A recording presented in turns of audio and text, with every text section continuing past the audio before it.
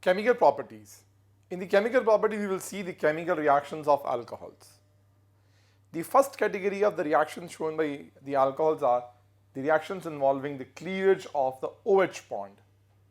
So only the H of the alcohols will move out, whereas the R and the O will remain the same.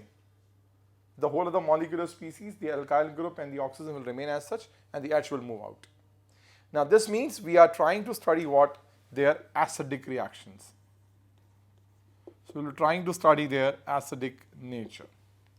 The first reaction in this category is reaction with metals. Mainly we will be dealing with reactive metals. When any alcohol is reacted with the metal like sodium, what happens is sodium, being more electropositive, replaces the hydrogen of the alcohols, and what we get is sodium alkoxide and hydrogen. This hydrogen is given out with popping sound, and it is also taken as one of the tests to check the presence of the OH group. And that is why this reaction is also shown by carboxylic acids, because they also have one OH group. So the reactive metals are able to replace this hydrogen, and this leads to the formation of the alkoxides. Similarly, like let us take the example of CH3CH2OH, ethanol we are having. When it is reacted with sodium, what we get is sodium ethoxide and hydrogen gas.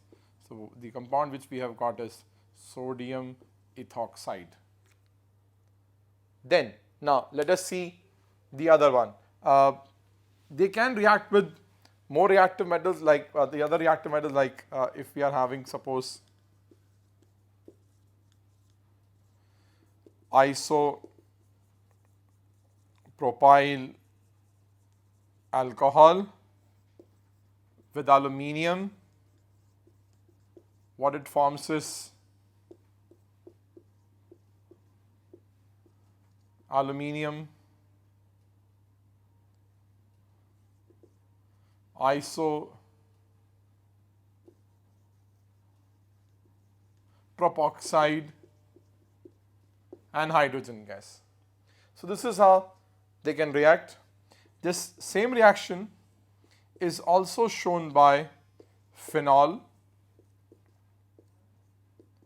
where it forms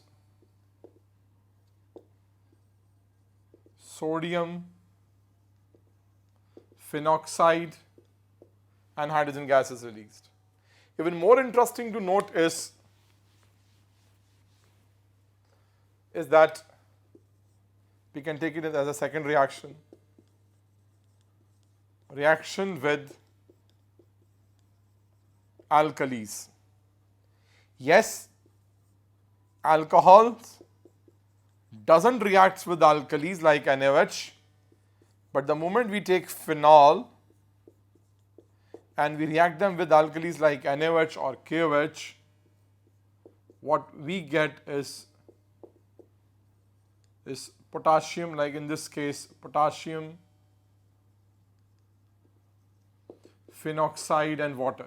So this shows that phenols are more acidic than alcohols, and alcohols are acidic, but they are not very good or strong at they are bases. Basically they are acting as like the acids, but they are not very strong acids, because if they are actually a good enough acid, they could have reacted with these alkalis and they have resulted in the formation of the salts. But no, this is not happening. That's why we can clearly say that phenols are more acidic than the alcohols, and that is which is because that they are able to react with the alkalis and results in the formation of the phenoxides. So these are the reactions which are clearly showing that they are acidic in nature.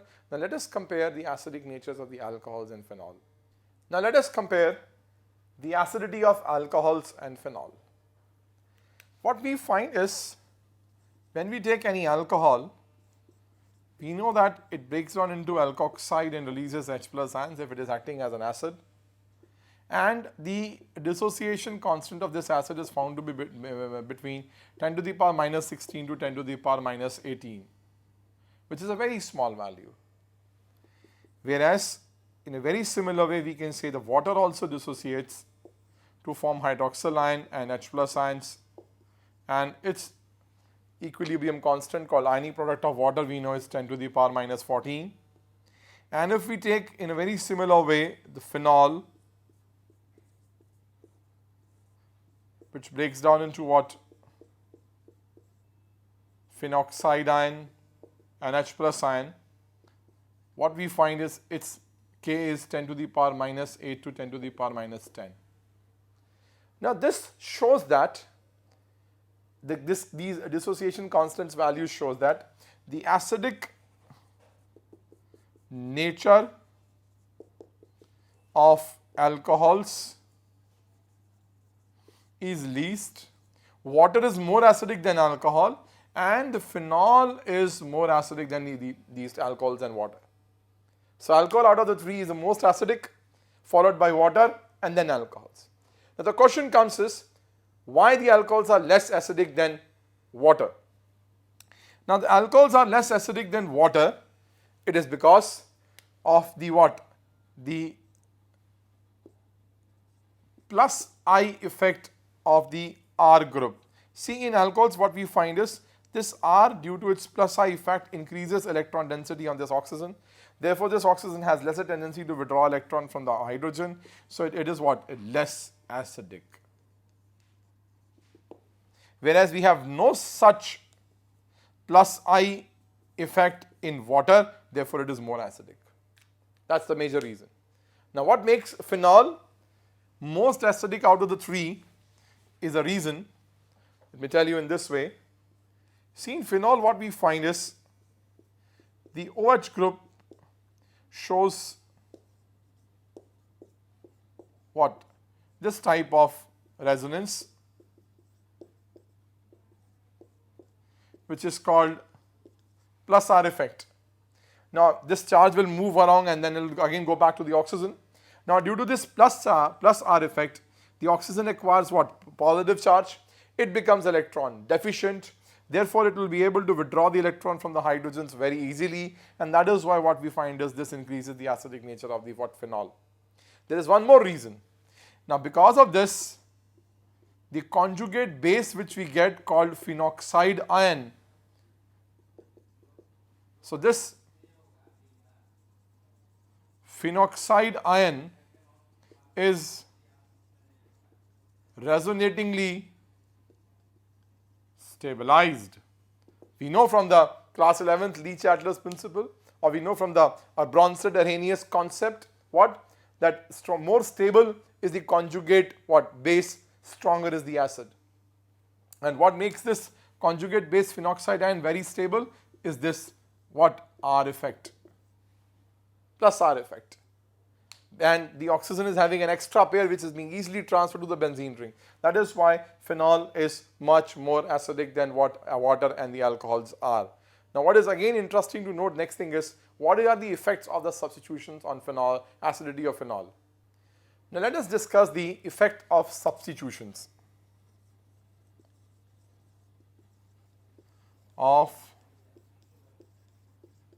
Substitutions on acidic nature of alcohols and phenol. See, it's very clear. Electron withdrawing groups, due to their what? Minus R and minus M. Minus R or minus M decreases electron density on oxygen atom of OH group, therefore increases acidic nature. And electron releasing groups, due to their plus R or plus I, increases electron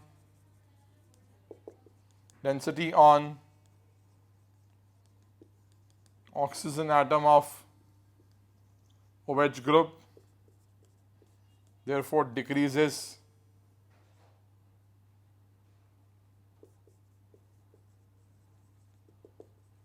acidic nature. That's the most basic thing. Now let us discuss this with some examples.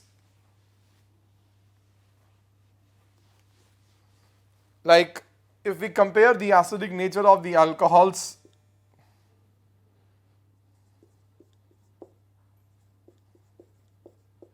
this is N-butyl alcohol we have.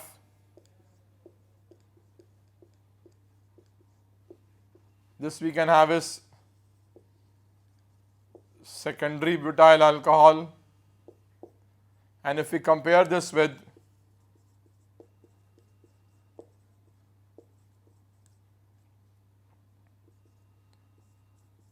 third butyl alcohol, what we find is this is in this order. What will happen is it will be the decreasing trend, it will be like this. So the most acidic out of the three will be which one is this N1, because here we are getting plus I only from one side, whereas the secondary's plus I is much more powerful, whereas tertiary's plus I is the most. So what we find is out of the three, what we find is the most acidic, which is increasing, the most acidic will be out of the three will be this one, the primary one.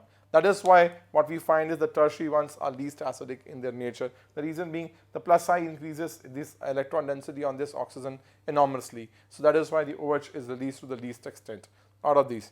And then let us now see in case of phenol. What we find is, like if we compare the phenol and para-nitrophenol, we know the nitro group shows minus R, it also shows minus I. Both these factors will make what? This benzene ring electron deficient, oxygen will be donating electron much easily. So what we find is this is more acidic. Whereas on the other hand, if we have what?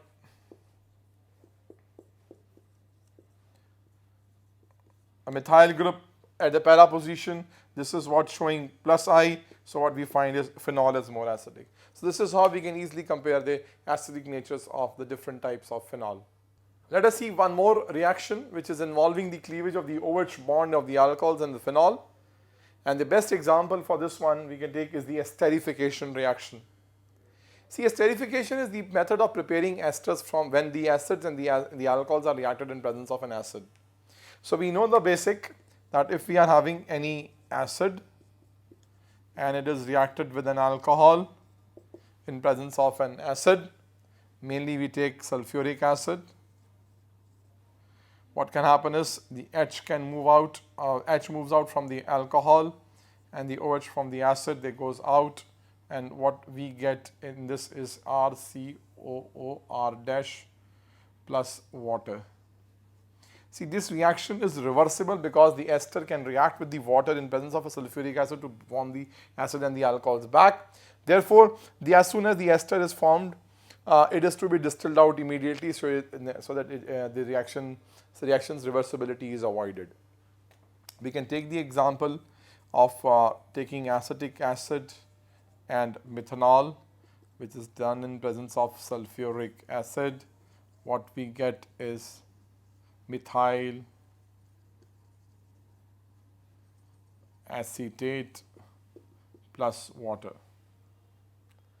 The same esterification can also be done in place of taking acids. We can take anhydrides also. Like, let me give an example of this one. We can take alcohol or phenol. Yes, like if we are having phenol and we have taken, this is called acetic anhydride in presence of acid, what happens is we will get CH3COO C6H5, we call it phenyl acetate plus sulfuric acid. So the same thing can be done with this, but again this reaction is also reversible because ester with acids and in presence of the carboxylic acid, in presence of the sulfuric acid or stronger acids, can again give back us the anhydrides and the alcohol. So this is again is a very nice example, but the reaction is reversible. But what we can do is we can prepare esters, without involving any reversibility of the reaction, by taking acyl chlorides. That reaction is not reversible and the reaction is carried out in a basic medium. If suppose we are having RCOCl, these are called acyl chlorides. When they are taken with any alcohol in presence of bases, base like we have pyridine, what we get is the H and the Cl moves out. So what we get is RCOOR dash plus HCl. This reaction is not reversible. So it's one of the best methods of preparing the esters. Like we can have COCl, this is called acetyl chloride, and we have taken suppose ethanol in pyridine, it forms CH3, C double bond, double O, CH2, CH3 plus HCl. So what we get is called ethyl acetate. So this is what the esterification reaction is. The same reaction, this esterification, is also used to prepare aspirin. Now let us see the preparation of aspirin from salicylic acid. See, this is the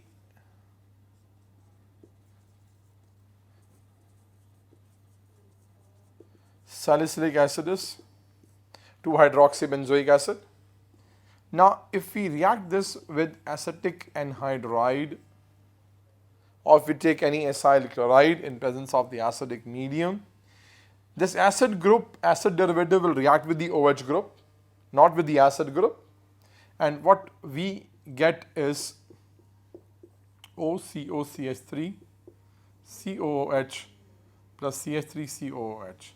This is called 2-acetoxy.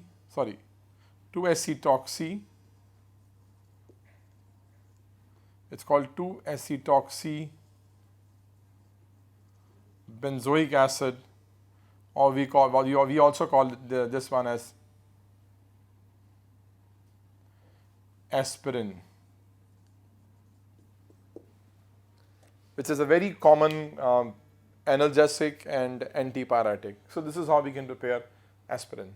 Let us see now the reactions involving the cleavage of the CO bond. So it will be involving mainly the reactions of the OH group. Then the first in the category are the reactions with halogen acids.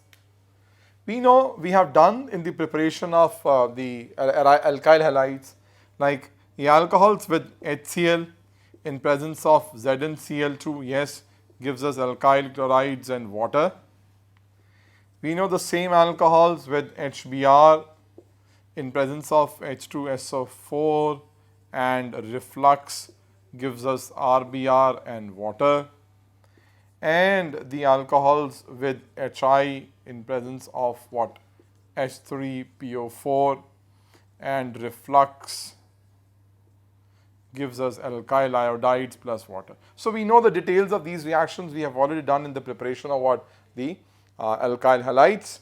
The second category of the reactions which involve the cleavage of the OH are the reactions with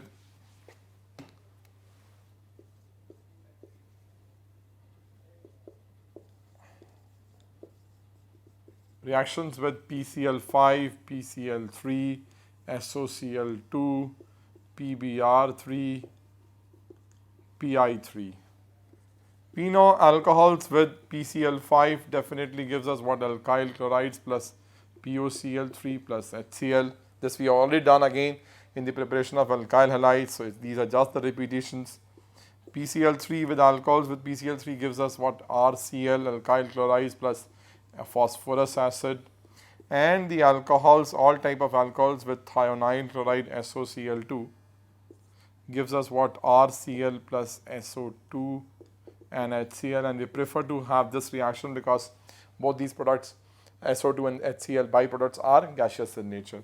We can also get alkyl bromides by taking either PBr3, or we can take red phosphorus and bromine, and what we get is RBr plus H3PO3, or we can take alcohol and we can react this with red phosphorus plus iodine. It will give us Ri plus H3PO3. So this is how we can have chlorides, bromides and iodides from alcohols very easily. The third category of reaction involving the cleavage of the CO bond is the reaction involving dehydration. So we write it as dehydration reaction. See, alcohols, like I can give you the example of, let us take example of ethanol. When reacted with sulfuric acid or phosphoric acid at around 170 or above degrees Celsius, they lead to the formation of what? Alkene. So ethene is formed along with water. The isopropyl alcohol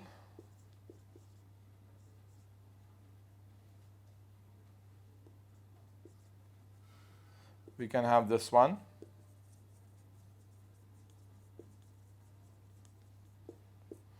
This on reaction with 85% phosphoric acid at 167 degrees Celsius gives us what?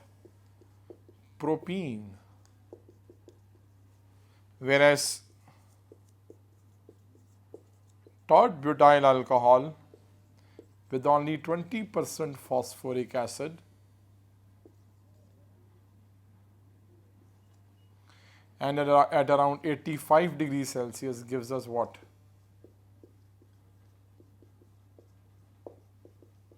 An alkene. Now this shows that, these reactions shows that the alcohols in strong protic acids, or the alcohols with strong protic acids and on heating or in the presence of alumina or aluminium zinc chloride like kind of dehydrating agents easily forms alkenes. Like this one, these alkenes are being formed. Let us see the mechanism of one of the formation of these alkenes, and we can take the example of the ethanol. What happens is, let us see the mechanism. The sulfuric acid breaks down into what? H plus and HSO4 minus. Then in the second step, what happens is that on this alcohol, this H plus attacks on this oxygen, giving you what? CH3, CH2, OH2 plus. Now this oxonium ion formed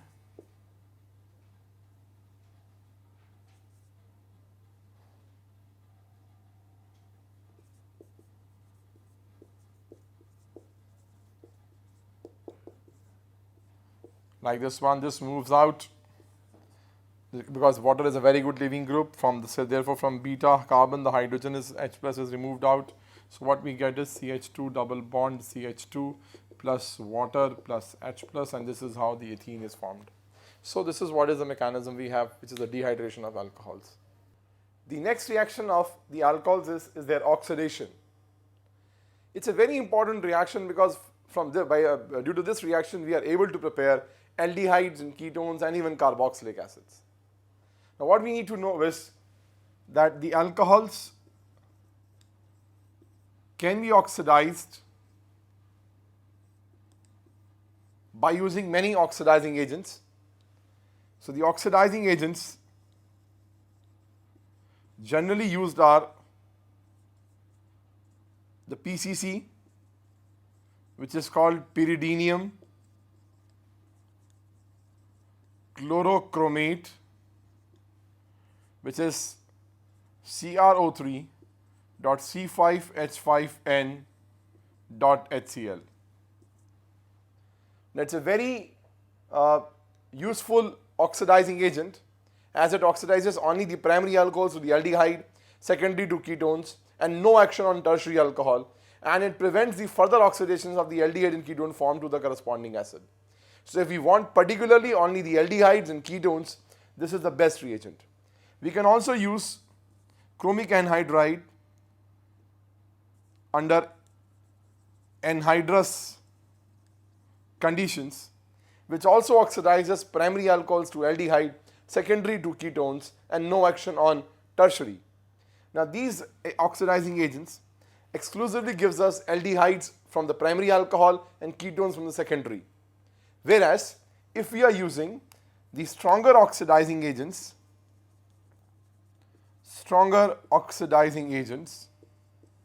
like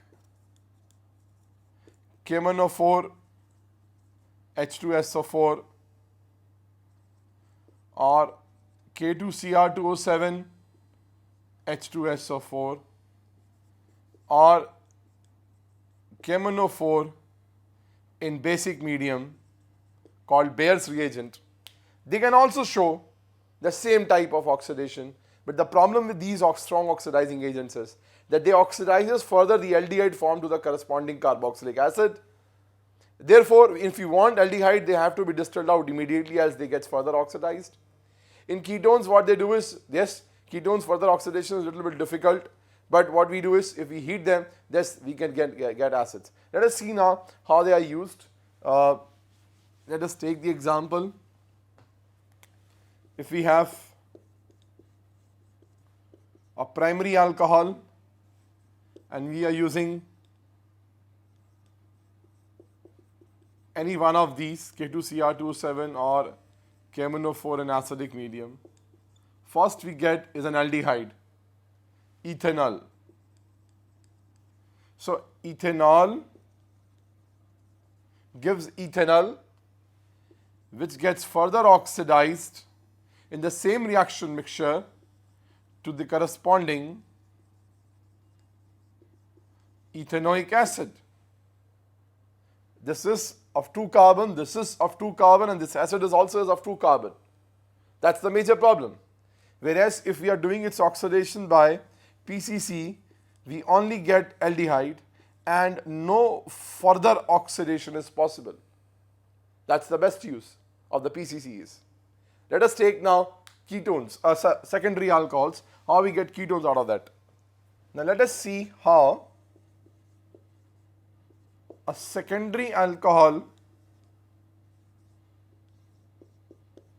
is oxidized.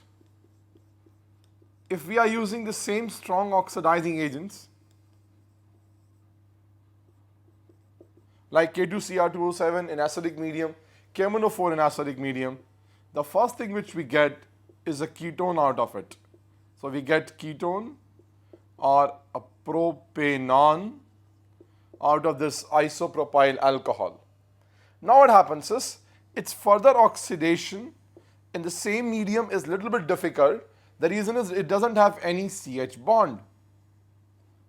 That is why if we heat it, then only the potassium permanganate in acidic medium will be able to oxidize what? This ketone, and this results in the breaking of a CC bond, one of the CC bond breaks, and what we get is the corresponding carboxylic acid of the two carbon parts which we get. So one carbon part obtained from this is of 2 carbon, so we get ethanoic acid, and one part we get of 1 carbon which is called methanoic acid. So we get ethanoic and methanoic acids respectively. That's the most beautiful thing about this is, but you need to know this, that this breaking of the CC bond or the oxidation of ketones, if the ketone is unsymmetrical, follows a Popov's rule which says that the carbonyl group goes with a smaller chain. So but that you will learn later on in the cases of the aldehydes and ketones. But what you need to understand now in this case is that yes, ketones further oxidation to acid is possible, but that only happens when we take KMnO4 in acidic medium and we heat it, then only the CC bond breaks. Otherwise, the further oxidation of the ketones to acid is not actually possible in normal conditions. Now let us see how, and I have to tell you one more thing, that in this case, if we have used PCC, the pyridinium chlorochromate, then what would have happened is we have got only the ketones, and that is why we prefer to use this one rather than going into so much of details. So PCC also gives us the same propanone. Now let us see the tertiary one. In case of tertiary alcohols, what we find is, since tertiary alcohol has no CH bond at the alpha carbon, which is having the OH group. So its no oxidation is possible. So no oxidation. If we want to oxidize it, remember we have to use what? KMnO4 in acidic medium along with heat, which results in the breaking of one of the C bonds. This will give us what? A ketone, which and the carbon part which gets separated out gets converted to its acid, whose further oxidation, if possible, can also be done. But under normal conditions, its oxidation is not done. We can do the oxidation of alcohols catalytically also. So let us see catalytic oxidation. In this, what we do is primary alcohol is oxidized to aldehyde by passing its vapors from copper at around 300 degrees Celsius. So it gets converted to the aldehyde because dehydrogenation takes place. In a very similar way, if we have a secondary alcohol, when passed through what? Copper at 300 degrees Celsius, what we get is it gets oxidized to what we have is called propanone. And very similarly, if we have a tertiary alcohol with copper at 300 degrees Celsius, it shows dehydration and gets converted to an alkene rather than showing what? The oxidation. So that's the basic difference. Yes, we can prepare aldehydes and ketones from primary and secondary alcohols catalytically also. Now let us see the chemical reactions of phenol. The most important chemical reactions of the phenol we can say is its electrophilic substitution reactions. We know that the OH group attached to the benzene ring is having what? Two lone pairs on the oxygen. As a result, which gets easily being transferred to the what? Benzene ring, and therefore what we find is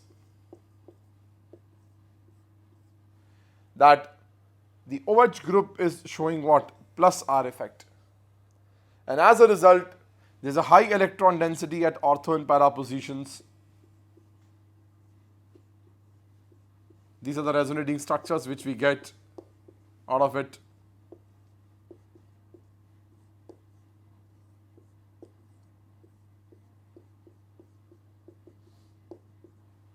It is like this.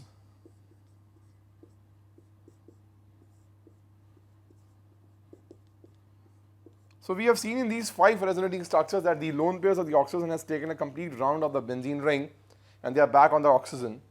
And as a result, because of this, there is a high electron density at ortho and para positions. So therefore, due to their plus R effect, they are ortho and para directing. So they are ortho-para directing, which means whenever we will be doing electrophilic substitution, that will be taking place at ortho and para positions. And since they are giving electron to the benzene ring, they are called ring stabilizing groups. So it's a ring stabilizing group. It increases the reactivity of the benzene by what? Introducing a negative charge, and that is what we see. Now let us see its different electrophilic substitutions. The first one, let it be